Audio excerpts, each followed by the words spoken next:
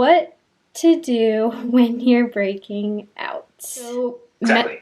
oh my God. Touching your face throughout the day can transfer oils, dirt, and bacteria, which can clog pores and cause breakouts. That startled me, but he is absolutely a king for that advice. But I think what most people don't realize, and I want to get this message out there, is that oftentimes people are under-treating the skin when it comes to acne, or they are doing too much, but it's not the right steps. Skip harsh actives for a few days if you are breaking out. I'm going to circle back to that. Hi guys, welcome back to my channel. My name is Tessa. I am a licensed esthetician, nutrition coach, and acne specialist. I really specialize in helping people treat all types of acne completely virtually. So from stubborn comedonal maturation arrest acne, which can look like texture and bumps on the skin, to fungal acne, not real acne by the way, to more severe inflamed cyst-like acne. I just love helping people treat all types of acne completely virtually without the need for facials, lasers, prescriptions, etc. And today's video is actually inspired by me having a little breakout myself, and there's a few things I wanted to just chat about before I get into the tips and the advice, which is, for one, so this section of my cheek is where I am a little bit impacted right now. You can see a couple little comedones, and you can see a couple blackheads, which is really, really rare for where my skin has been at these days, and I have a few ideas. But I first wanted to say, I know somebody's probably watching this who feels like they have it so much worse, and I will say my acne has been completely managed for about 7 years. I think I am one of the top specialists in this field. I really understand every possible trigger, every systemic influence, and I really live in a way that supports clearing. And I also understand the acne process and how it must be treated. And I understand when something like this happens, that process has not been interrupted enough. And I'm going to talk more about what that all means. But all of that is to say you are completely valid. Whatever grade of acne you have, it doesn't have to be, 10 pimples. It could be 1, and it could still really, really affect your self-confidence. And you still have permission to want to have it treated, to even let it make you feel a little bit bummed out. Like, as much as I can tell you, don't let it hold you back. I woke up, I was a little bummed. It wasn't going to keep me from doing anything I needed to do today or filming for you guys, but sometimes it can affect your mood a little bit, and that is completely okay.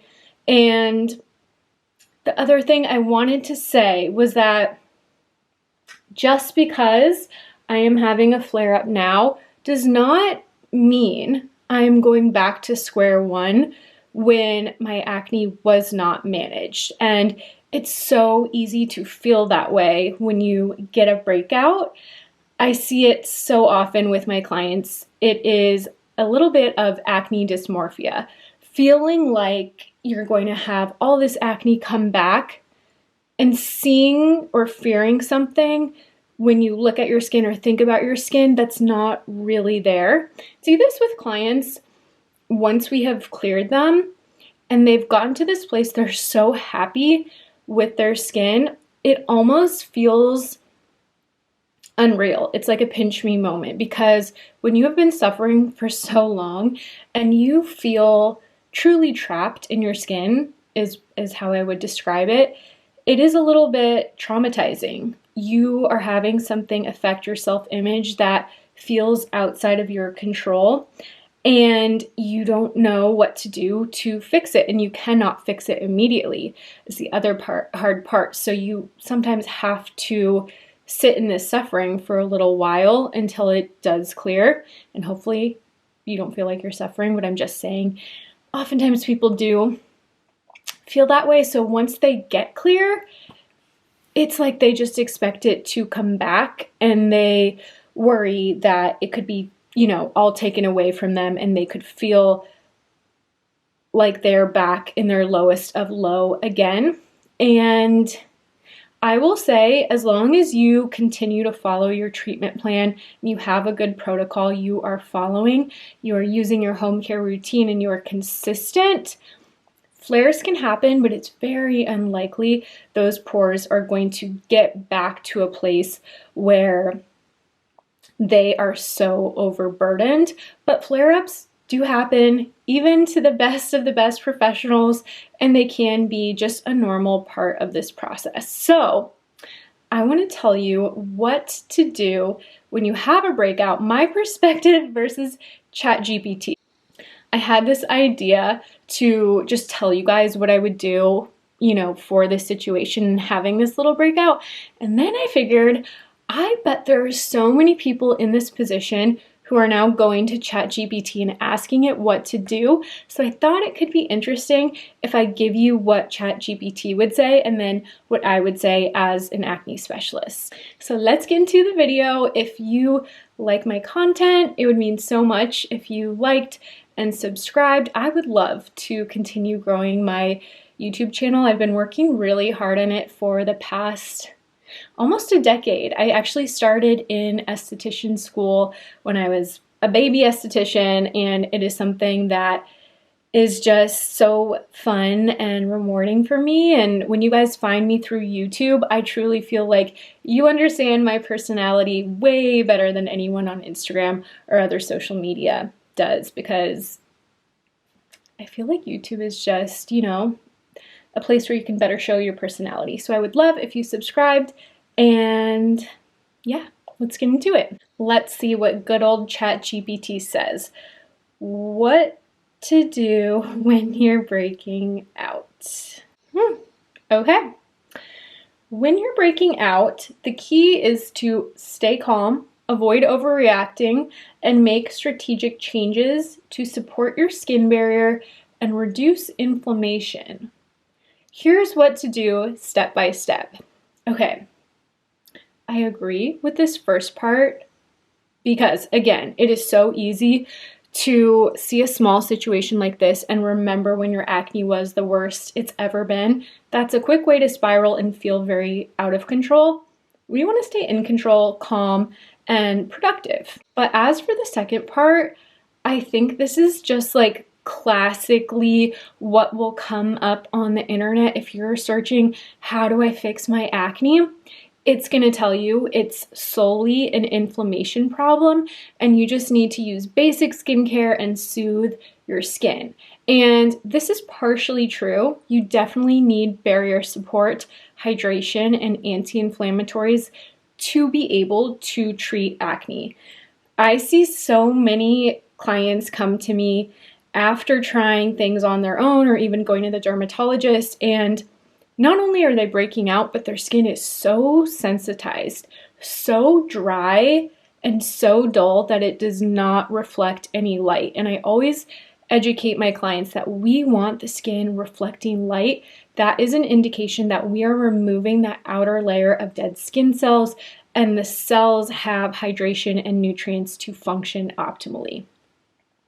The big thing with acne, the root of acne, is something called retention hyperkeratosis. This means your skin is producing more skin cells than the little follicle, which is about the size of a single strand of hair. Look at that. It's like a little tiny cavern, a little tunnel. Can you see my hair? Probably not. Very, very little. You can look at your own hair. So this fills up with dead skin cells, oil, bacteria, inflammation. This plugs the pore, and it is the start of the acne process. So I think what non-experts don't understand is that it is a pore malfunctioning problem. It is a skin cell problem. So it's not going to be enough to just focus on barrier support to treat acne. You really need to get into that follicle and interrupt the process, as we say. Step 1, says ChatGPT, identify the trigger. I'm gonna have so much to say. Let's talk about this concept of thinking about what have I changed lately when you are breaking out. So I think, simply put, this will not work for the average person because acne has so many triggers. It is a multifactorial condition that oftentimes, even if your skin was clear before, there were many factors, lifestyle triggers, nutrition, cosmetics, bacteria, possibly from leaving sweat on the skin after workouts, makeup products, hair care, all these things slowly clogging the follicle, just to name a few. And these are things that are part of your daily life. And these are factors on top of what is going on in that pore. Excess production of skin cells, bacteria, and oil piling up in the pore. So at some point, it's already going to reach a limit and a threshold where that pore is full and gets impacted, and that blackhead travels deeper, ruptures in the follicle, leaks, becomes inflamed, and then you have a breakout. You have acne. So if you are sitting there and you're trying to remember, like, what has changed? Like, what did I eat yesterday that was different? It's probably not going to be all that productive because this is a multifactorial condition and there were already so many factors at play. It's just very difficult because you can't see them day by day. So thinking about what has changed is not always going to be the most productive. And I think this is actually where people get very confused and chase their tail for years and years on end. They will chase individual triggers. They will maybe cut dairy, but keep using all the problematic makeup and hair care or laundry supplies, and then they'll hear something else from TikTok and they'll change that, but they bring the dairy back in. But maybe their overall diet is still very high glycemic. Maybe there's other proteins or triggers involved that are also triggering the acne. So when the equation gets so messy, when there's so many factors going on, it can be a losing game to sit there and try to think of what has changed. There are cases in which, it can be helpful. Say you have just had a very big hormonal change, you just changed birth controls, or maybe you did start using a new laundry detergent. Those are things that, can be helpful to think about, but you want to remember, because this condition is multifactorial, usually it's not just one thing. I think of acne like a bucket. So every single day, for months, for years, there's a little drop coming into that bucket. And this might be a makeup product, a hair product, a laundry product, a little seaweed, a little peanuts, a little dairy, a little eggs, a little shrimp, a little oysters, a little whey protein, a lot of sugar, a high glycemic diet, bacteria on the skin, constantly touching your skin, wearing masks, trying to extract at home, using improper skincare, cosmetics. Over time, the bucket slowly gets filled up until it spills over and you have breakouts. And then, because I think we're just kind of trained to do this in society, like look for the one fix or the one problem, we end up going in circles, and then you just start to feel like, oh no, this is just like how my skin is. I'm just meant to have acne forever, and that is not true. I believe every single person can get clear if they have the right tools and the right guidance, because what we were talking about in that follicle is retentive matter. It is dead skin cells. It is oil. It is a sticky environment. It can be a pore that is especially prone to inflammation and immediately ruptures as soon as it gets filled up with that retentive matter. If we interrupt that process, if we create an even playing field where factors are really limited, it is impossible to prevent absolutely every factor, but we want to control the main things that I see in practice and work on clearing that pore out with exfoliating products, with active ingredients, and slowly reprogramming the pore over time to go from a malfunctioning pore to a healthy one that is clear. Then maintaining that. That is how you can get and stay clear. Have you changed anything? New skincare, hair care products, laundry detergent? Yes, valid to think about. Are your stress levels high? Also valid to think about, although it's not the main root cause of acne, which starts in the pore due to excess skin cell production. Has your diet changed? Are you eating more dairy, more sugar, more processed foods? Okay, I also want to touch on this aspect, and I have noticed over the years it can be so vastly different for different people, and I have some theories as to why that is. Are you insulin resistant? Do you have gut issues? Is your skin and body just super reactive to triggers, even if you have a healthy gut and we do work on insulin resistance? Sometimes, I have clients who they cannot eat dairy. They have dairy and they break out, and so to them it's not worth it. I will explore with a client if it is important to them to have dairy, to have eggs, which I completely understand. If it is important to them to bring those foods back for nutrition or for having more variety, I am all on board with trying it. I just can't say that this world of moderation and just reducing triggers works for absolutely everyone, and that is just a tough acne pill to swallow. I also really wanted to bring this up in regard to the more sugar point. So one of the most ignored aspects of acne that I am trying to bring more awareness to, more conversation to, is the fact that about 43% of acne sufferers have insulin resistance. This refers to the way your body manages glucose. If you are often having blood sugar spikes, this is something that can be improved and worked on.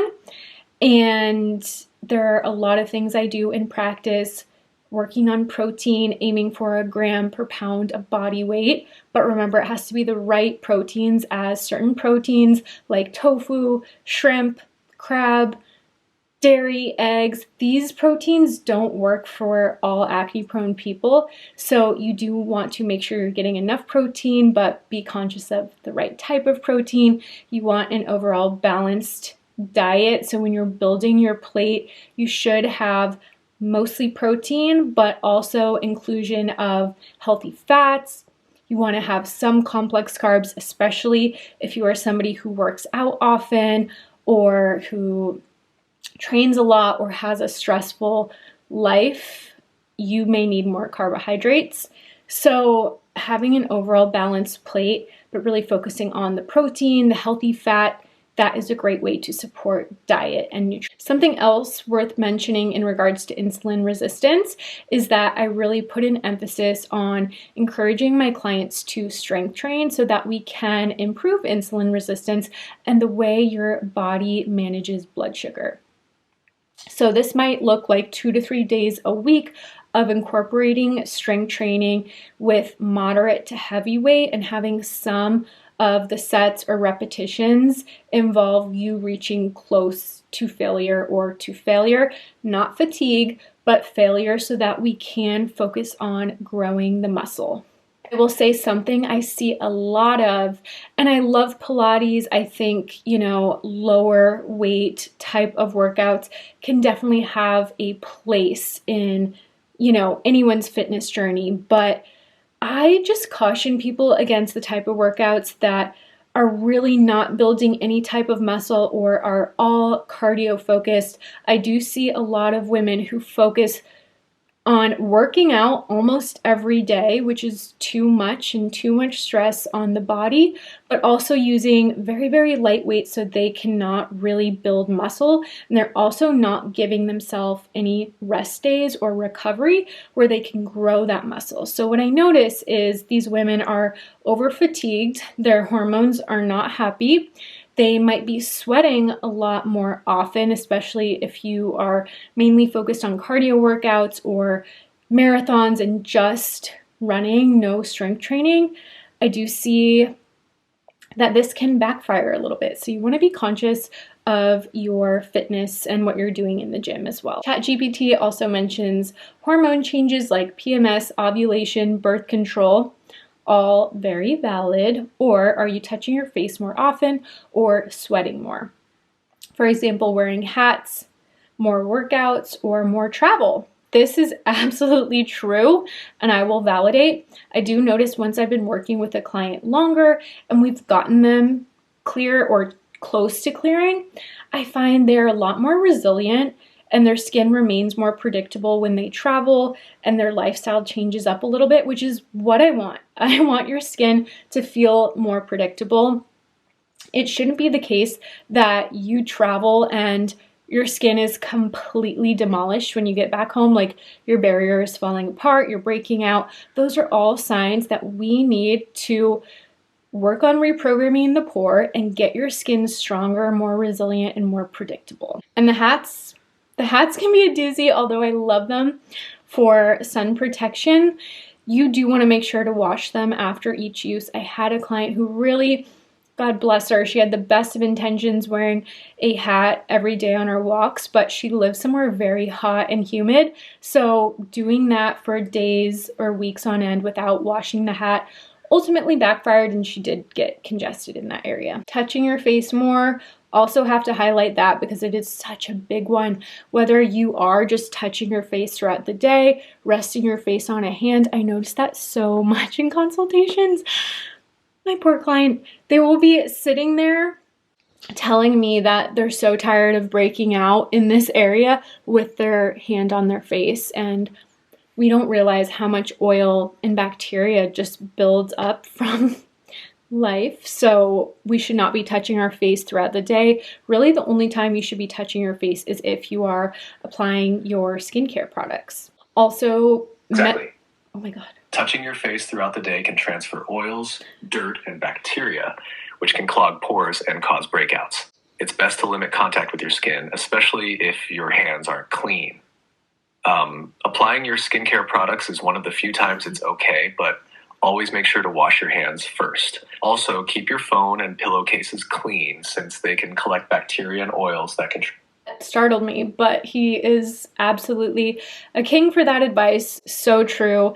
You do not want to be touching your face. And I am insane about making sure my clients change their pillowcase nightly before bed and just really get in the habit of it. I know it seems like something that's over the top, but it is well worth it when it helps you to break out less, especially if you are investing in skincare and working with a professional.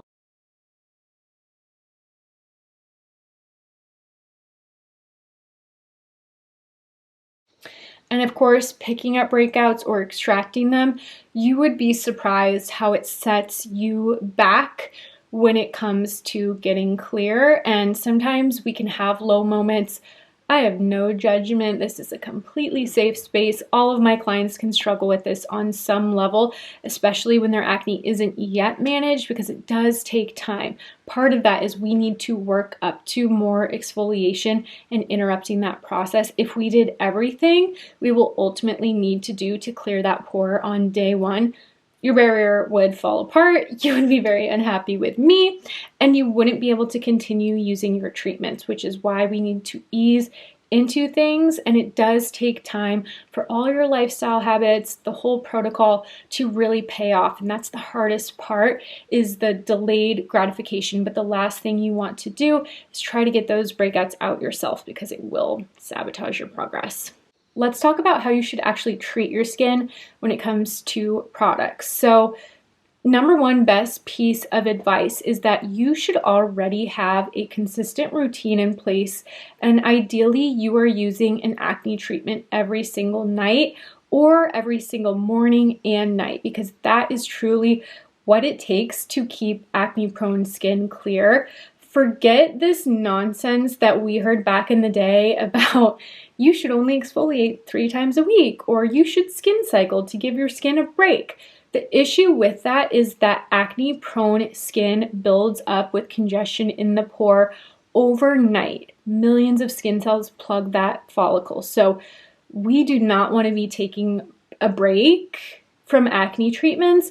Occasionally it might happen, like sometimes your barrier can get a little impaired, and it can happen on occasion, but it really should not be happening on a regular basis. If so, your products may be too strong or not quite right for you. If you take nothing else away from this video, it is that you need to be using actives consistently, ideally every day or twice a day, to see results with acne clearing. There are very, very mild cases where somebody may not need to use their treatments that often, or if their barrier is especially sensitive and it's still in a weak spot, you might be the exception. But for most acne prone skin, because there is such an intense buildup of skin cells, that daily treatment of the follicle is crucial.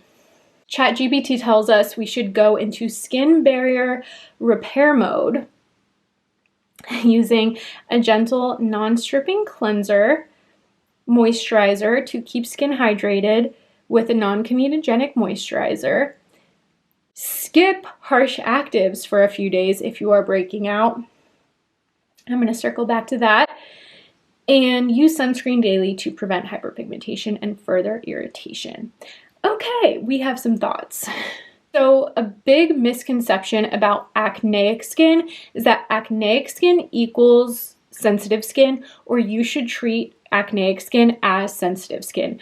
They are completely different, and just because inflammation is involved in both, it does not mean they are equivalent. It's not necessarily a bad thing to have a simple routine, but we have to understand that while all these things are important, gentle cleanser, I make a gentle cleanser. It is definitely important for barrier health, but it is not what is going to clear your skin. Notice how, although I make a gentle cleanser and I'm an acne specialist, I do not say this gentle cleanser is going to clear problematic acne. It is simply one part of having a healthy routine for acne. Moisturizer, absolutely very important. Barrier health is very important. I don't want my perspective to get twisted. I am not one that believes clearing acne is just about being harsh and completely stripping the skin. But I think what most people don't realize, and I want to get this message out there, is that oftentimes people are under-treating the skin when it comes to acne, or they are doing too much, but it's not the right steps. This is a reason I think having an acne specialist who really knows what they're doing in your corner is vital, because most people are going to err on the side of under-treating their skin when they're not going to see the benefits of clearing until that follicle is pushed and cleared. And you may, this is also tea, gotta be real, you may have moments of redness or a little dryness, and I tell my clients that this is normal. It is not always desirable, and we want to help offset it with plenty of hydration and barrier support. But when you are trying to push retentive matter out of the pores, you may have moments where you run into a little bit of irritation. And my goal in monitoring my clients, which I do very closely, is to always, when we have that moment, pull back, hydrate, and ideally take 1 to 2 days off. But generally, after 2 days, it is amazing how the skin can repair itself. And generally, as long as we are reinforcing the barrier, you can get back on your consistent routine or start gradually getting back there. On this note, I think one of the most surprising things that my clients discover is that their skin is actually not this sensitive, fragile little thing that they thought that they had. They had weak, compromised skin. But the funny thing about using acne treatments is that this does not have to mean we are destroying the skin. Acne treatments can actually strengthen the skin, make it stronger, make it more resilient. And with time, not only are you breaking out less, but your skin is more tolerant, it looks more vibrant, it has that glow to it. That glass skin we hear about is really a matter of clearing out the follicles so that they are clear.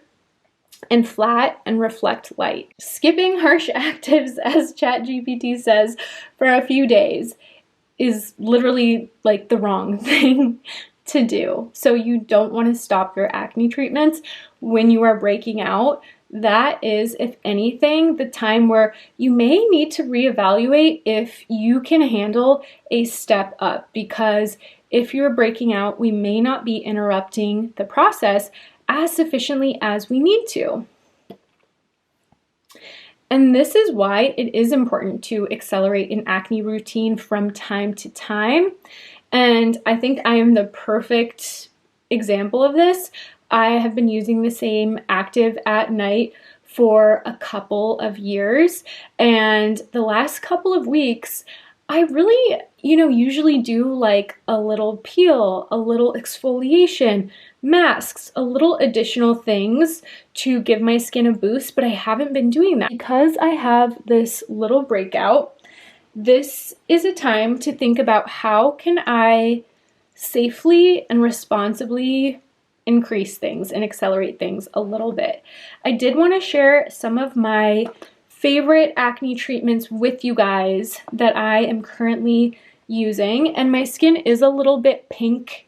It is a little flushed because I did increase my exfoliation, but this does not mean my barrier is going to be like completely obliterated and destroyed. It just means like for a day it may feel a little bit sensitized, but that is okay. I say that with a grain of salt because that advice can go so wrong on the internet because people don't always understand how to accelerate on their own. This is a great reason to work with a professional or a coach like myself who can help you virtually. I create every client a progressive plan with a way for them to increase every 2 weeks on their chart until we get them to maintenance mode.